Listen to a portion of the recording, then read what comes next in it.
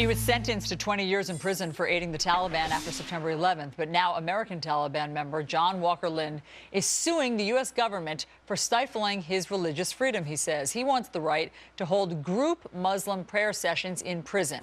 Joining us now is conservative blogger and author Pamela Geller. Pamela, great to have you. We haven't talked much about John Walker Lindh recently, but now he's back in the news because he's in this Terre Haute, Indiana prison. He wants the right. He's Muslim. He wants the right to pray with other Muslim prisoners on a daily basis. What are we to make of this? Well, once again, we see anywhere American law and Islamic law conflict, it's American law that has to give way, and this is patently wrong.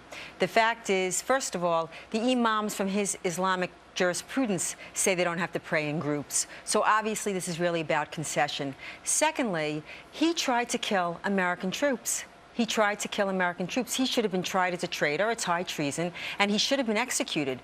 The very idea that he took up a gun to kill American troops and now wants special accommodation to the very ideology that inspired his Afghanistan journey is outrageous and absurd, and maybe speaks to the incoherent and incomprehensive policy that we have in this war. It makes no sense. I mean, you can see the pickle that the prison officials are in. They don't want to appear to be infringing on any of the Muslim prisoners' rights. That wouldn't be good for stability in the prison. Yet they also don't want to give special accommodation to the Muslim prisoners when religious groups of all faiths in the prison are allowed to apparently group meet once a week.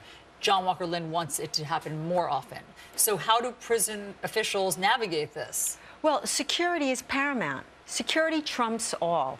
And the very idea that he gets the same rights as one would get in a free society, he relinquished those rights when he took up a gun against U.S. troops. He does not get the rights of a free society. And as I said, his school, Hanbali, of Islamic jurisprudence, doesn't even call for group prayer. So this is just a way of imposing the Sharia Islamic law on the secular or the prison system. Plus, the other prisoners that are suing with him are violent jihadists as well. Why would you put them in a group to practice what we know to be jihadist doctrine? It sounds like the prison officials actually have a very good excuse where they don't even have to tread into the dicey waters of religious freedom. They say they don't have the resources. They simply don't have the resources for daily prayer sessions. They say that they would have to hire 84 more chaplains to provide the daily prayers that John Walker Lindh is looking for, and that would total $8.4 million a year. They don't have the money.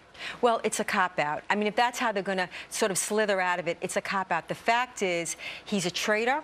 He should have been executed. And the fact that we're debating on Fox News whether he should have group prayer with other violent jihadists is indicative how incoherent we are addressing this enemy.